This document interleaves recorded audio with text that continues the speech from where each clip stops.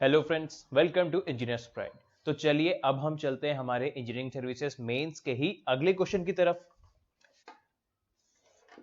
Question कब का है ये?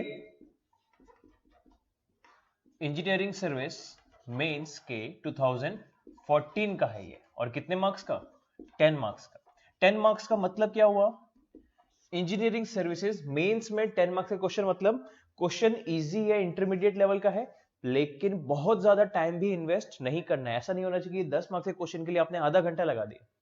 समझ में आया? तो चलिए क्वेश्चन क्या कह रहा है, पहले हम क्वेश्चन देखते हैं। 360 degree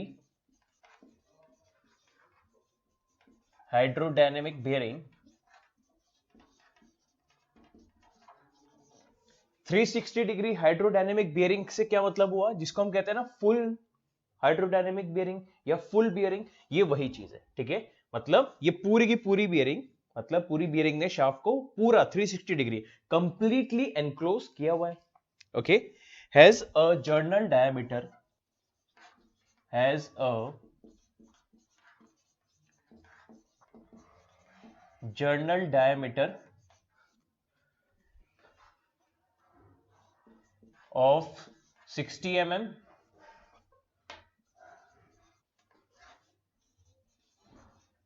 and length of 60 mm। इसका मतलब क्या हुआ?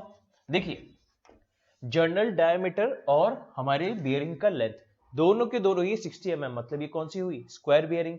यहां से हमको ये समझ में आया। आगे चलते हैं।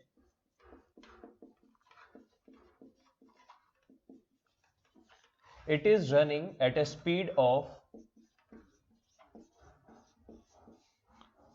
1200 आरपीएम। ठीक है, ये इसका आरपीएम गिवन है। The radial clearance is,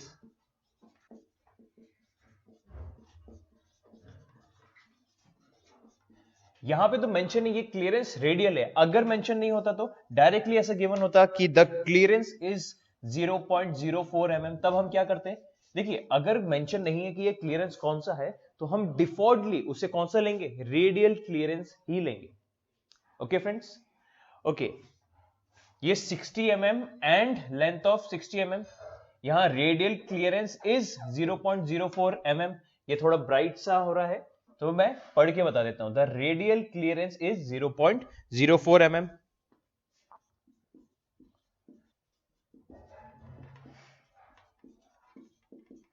the minimum oil thickness is 0.008 mm.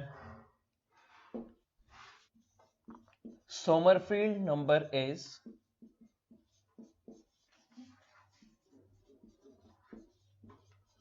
Sommerfeld number आपका कितना है? 0.0446।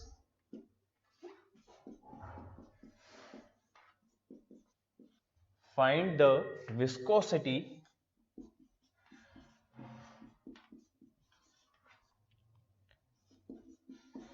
of oil suitable for bearing। हमें जो लुब्रिकेंट ऑयल हम यूज कर रहे हैं उसका विस्कोसिटी फाइंड आउट करना है। ये है हमारा क्वेश्चन। ठीक है, अब देखिए फ्रेंड्स, ये क्वेश्चन दिखने में काफी इजी लग रहा है, लेकिन क्वेश्चन में एक चीज, एक ट्रिक या फिर एक कहेंगे एक अंडरस्टैंडिंग है। वो इंपॉर्टेंट अंडरस्टैंडिंग क्या है, चलिए मैं आपको बता देता हूं। इस क्वेश्चन को आप करेंगे तो एक पॉइंट के बाद आप जाके अटक जाएंगे।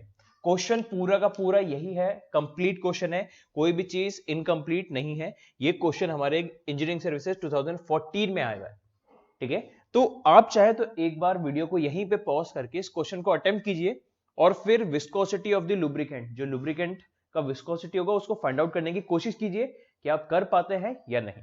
ठीक है, चलिए इस क्वेश्चन में जो ट्रिक है हम वो देखते हैं। A 360 degree hydrodynamic bearing has a journal dia, D कितना हुआ हमारा? 60 mm।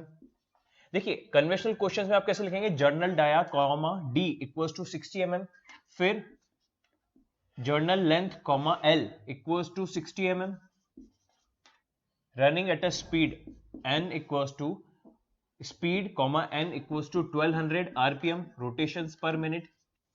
और क्या गिवन है, radial clearance comma c1 equals to, radial clearance को हम c1 बताते हैं और c is for diametrical clearance. Radial clearance कितना है 0.04 mm और the minimum oil thickness is 0.008 mm। Minimum oil thickness मतलब मिनिमम फिल्म थिकनेस कितना है 0.008 mm। ठीक है, सोमरफील्ड नंबर भी गिवन है, Sommerfeld number comma s equals to 0.0446।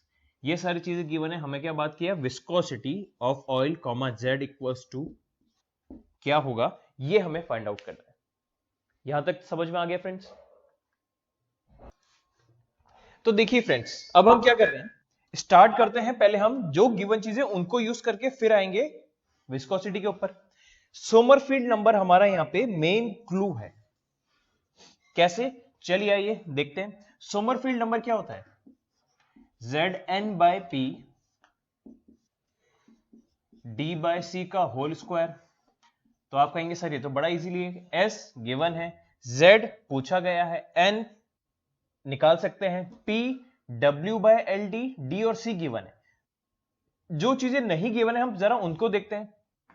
Small n क्या होगा, कैपिटल N/60। चलिए आइए 1200/60, रोटेशन पर मिनट को रोटेशन पर सेकंड में कर देंगे।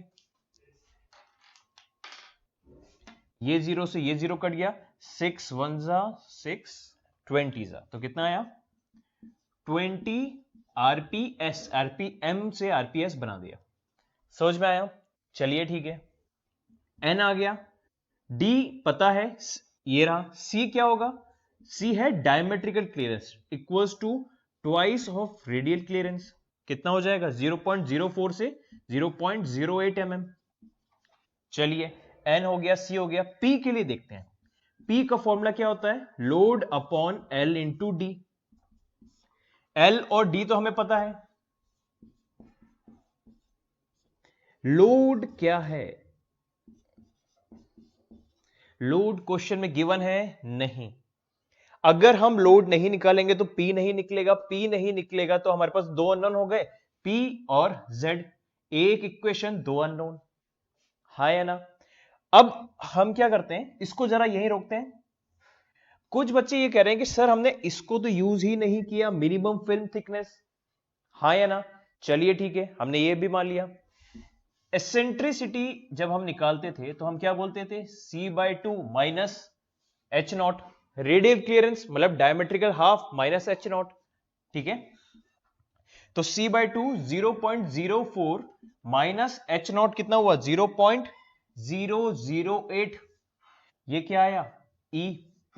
चलिए ठीक है, देखिए मेन चीज तो यहीं पे है। ये कुछ बच्चों का डाउट होगा कि सर हमने मिनिमम फिल्म थिकनेस से एसेंट्रिसिटी और एसेंट्रिक रेशियो, जिसको हम एटीट्यूड भी कहते हैं, उसका अभी तक यूज नहीं किया, तो उसको निकाल के कुछ देखते हैं। ऐसे जिनके डाउट है उसी के लिए हम इसको सॉल्व कर रहे हैं। ये कितना हुआ, 40 में से 8 हटाएंगे तो 0.032 ये हो जाएगा। ठीक है, ये आया मेरा क्या, एसेंट्रिसिटी। ठीक है, सेंट्रिक रेशियो नहीं, एसेंट्रिसिटी आया ये। ओके, अब हम क्या करते हैं, एसेंट्रिसिटी, एटीट्यूड क्या होता है, एसेंट्रिसिटी बाय रेडियल क्लियरेंस। ई गिवन हमने निकाल लिया, रेडियल क्लियरेंस हमारे क्वेश्चन में है, तो आइए 0.032 डिवाइडेड बाय C1 कितना है 0.04। ठीक है, आइए इसको डिवाइड करते हैं, ये 40 हो जाता है, यहां से आप ये काट दीजिए, कितना हुआ, अब आप इसको काट सकते हैं 4 से काटिए। ठीक है, 4 10 जा, 4 8 जा, और 2 4 जा, 2 5 जा, तो कितना आया 4/5। 4/5 मतलब कितना हुआ 0.4। हाँ या ना, सोच में आ गया? चलिए ठीक है, अब हम क्या करते हैं, देखिए 0.8 0.4 2/5 होता है, ठीक है। अब हम कुछ बच्चे ये कहेंगे कि सर एटीट्यूड का वैल्यू आ गया हमारे पास 0.8, हमें क्वेश्चन में क्या निकालना था, विस्कोसिटी, ठीक है। सोमरफील्ड नंबर गिवन है, तो क्या हम रेमंड एंड बॉयड टेबल से कोई डाटा नहीं निकाल सकते कोरस्पॉन्डिंग टू L/D रेशियो 1 वाली रेमंड एंड बॉयड टेबल में एटीट्यूड 0.8 जहां पे होगा उसके कॉरेस्पॉन्डिंग कोई डाटा। लेकिन माय डियर फ्रेंड्स क्वेश्चन इतना ही गिवन था, अगर इस क्वेश्चन में Raymond and Boyd table given होती तो मैं उसको बताता कि वो मेंशन है या फिर उसको बना देता, ठीक है। क्वेश्चन इतना ही था, 10 मार्क्स का क्वेश्चन था, 2014 में आया हुआ है, ठीक है। ये निकाल के आप इसका कोई यूज नहीं कर पाएंगे क्योंकि Raymond and Boyd table given नहीं है।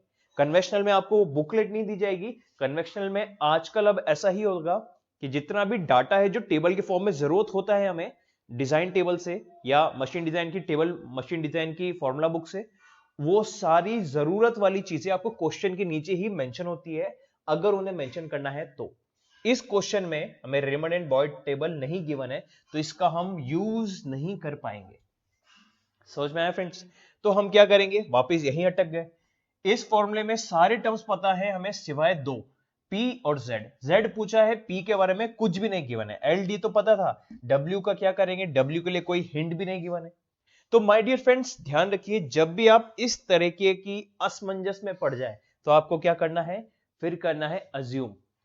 ओके, ये क्वेश्चन अगर बच्चे यहां करके छोड़ देंगे तो उन्हें बिल्कुल भी मार्क्स नहीं मिलेंगे, ठीक है। थोड़ा बहुत मिल सकता है इतना तक लाने के लिए, ठीक है। अब हम क्या करेंगे, अज्यूम। अज्यूम कैसे करेंगे, देखिए ये तो समझ में आया, एटीट्यूड हमने निकाल लिया लेकिन इसका यूज नहीं है। ओके, क्यों, क्योंकि रेमंड एंड बॉयड टेबल इस क्वेश्चन में मेंशन नहीं है। ओके,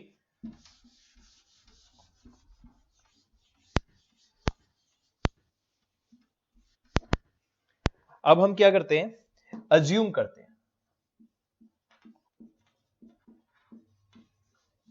अज्यूमिंग, अब हम क्या अज्यूम करेंगे, W को आपको कुछ अज्यूम करना पड़ेगा।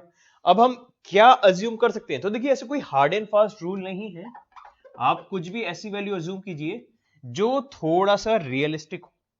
थोड़ा सा रियलिस्टिक मतलब देखिए न्यूटन लोड, कितना न्यूटन लोड लग रहा है डिवाइडेड बाय 3600, इतने मेगा पास्कल्स, यहां से P आएगा। तो न्यूटन, कितना न्यूटन आप लोड को मान सकते हैं यहां पर। अब मान सकते मतलब सर 1 न्यूटन से लेके 1 लाख न्यूटन हम तो कुछ भी मान सकते हैं, ऐसा नहीं। अब आपको कैसे मानिए, क्योंकि देखिए एक 60 mm आपने कुछ क्वेश्चन प्रैक्टिस किए होंगे उसके बाद ही आप इस पे आए हैं, तो आप उससे थोड़ा सा सोच के देखिए कि एक शाफ्ट, ठीक है, कितना न्यूटन लोड लगा रही होगी बियरिंग्स पे। तो एक अंदाजन वैल्यू हम कितना बोलेंगे, सर 1000 न्यूटन, 2000, 5000, 10,000, ठीक है।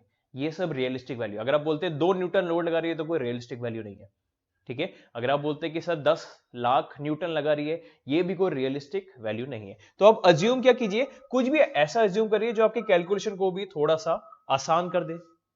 सोच में आया, ठीक है। तो हम क्या करते हैं, अभी इसको कुछ अज्यूम करते हैं। मैं क्या अज्यूम कर लेता हूं, देखिए मैंने देखा नीचे मल्टीप्लाई करने के बाद 3600 आ रहा है, मैं क्या करता हूं, कुछ भी अज्यूम कर लेता हूं, 7200 न्यूटन मतलब 7.2 किलो न्यूटन, ठीक है।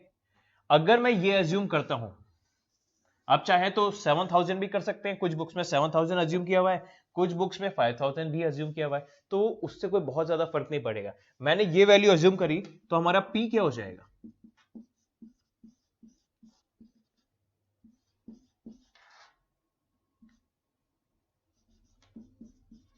कितना आया ये वैल्यू, 2 मेगा पास्कल्स, ठीक है। अब हम क्या रखते हैं, सोमरफील्ड वाले नंबर के फॉर्मूले में रख देते हैं। S का वैल्यू क्या है, 0.0446 इक्वल्स टू Z का वैल्यू हमें पता करना है, स्मॉल n का वैल्यू 20, P का वैल्यू कितना आया, 2 इंटू मेगा पास्कल 10⁻6, ठीक है, इंटू D/C का होल स्क्वायर, D क्या है 60, C D मैंने mm में रखा और C भी mm में ही रख रहा हूं, C का वैल्यू 0.08, इसका होल स्क्वायर। ठीक है, पहले हम जितना हो सके यहीं पे कैंसिल आउट करने की कोशिश करते हैं। ये 10 हो गया, और इस वाले टर्म को सॉल्व करके देखते हैं क्या आएगा। यहां पे 10 और नीचे 10 रेज टू द पावर 6, तो हम क्या बोल देंगे इसको 10 रेज टू द पावर 5। ये कितना हो जाएगा, आइए कैलकुलेटर से करते हैं। 60 डिवाइड बाय 0.08, ये आएगा 750। 750 का होल स्क्वायर, ठीक है, 750 का होल स्क्वायर कितना होगा, 750 का स्क्वायर करेंगे तो आएगा आपके पास 5.625 into 10 raise to the power 5। ये कितना आया 0.0446। ये देखिए, ये और ये टर्म भी कैंसिल, तो हमारे पास z क्या बचा 0.0446 डिवाइडेड बाय 0.0446 डिवाइडेड बाय 5.625। ये कितना आएगा ये वैल्यू आएगी 223 डिवाइडेड बाय 28125। ठीक है, इसको आप चाहे तो मिली पास्कल में हम लिख देते हैं। तो आइए 223 डिवाइडेड बाय 28125, ये आएगा 0.00792 पास्कल सेकेंड। इसी चीज को हम और क्या लिख सकते हैं, इसको अगर हम मल्टीप्लाई करें 1000 से तो ये हो जाएगा 7.92 मिली पास्कल सेकेंड। ये क्या हुआ माय डियर फ्रेंड्स, हमारे इस क्वेश्चन में विस्कोसिटी का वैल्यू अज्यूमिंग कि load by the shaft on bearing is 7.2 kilonewton या 7200 न्यूटन। समझ में आया। तो जब भी इस तरीके का क्वेश्चन हो तो इन्हें छोड़ना नहीं है, आप अज्यूम कर लीजिए, आप कुछ और भी अज्यूम कर सकते हैं, ऐसी अज्यूम कीजिए जो जिससे आधी टर्म्स आपके कैंसिल आउट हो जाए। ठीक है, मैंने ऑलरेडी देखा था यहाँ पे 3600 डिनोमीटर में आ रहा है, तो या तो 3600 अज्यूम करता है या 7200 अज्यूम कर लिया, क्योंकि मुझे पता था कैंसिल आउट होकर 2 बचेगा। ओके, तो इस तरीके से अज्यूम कीजिए कि आपकी कैलकुलेशन थोड़ा इजी हो जाए। ये आया आंसर, और ऐसे करने पे आपको आंसर मिल जाएगा, मार्क्स मिल जाएंगे। समझ में आया फ्रेंड्स, ये हुआ हमारा क्वेश्चन। जो चाहे इस क्वेश्चन को लिख सकते हैं, कोई भी डाउट हो तो आप इसमें कमेंट कर सकते हैं, ऐप पे ही हम उसे क्लियर करेंगे। समझ में आया friends, thank you and have a nice day.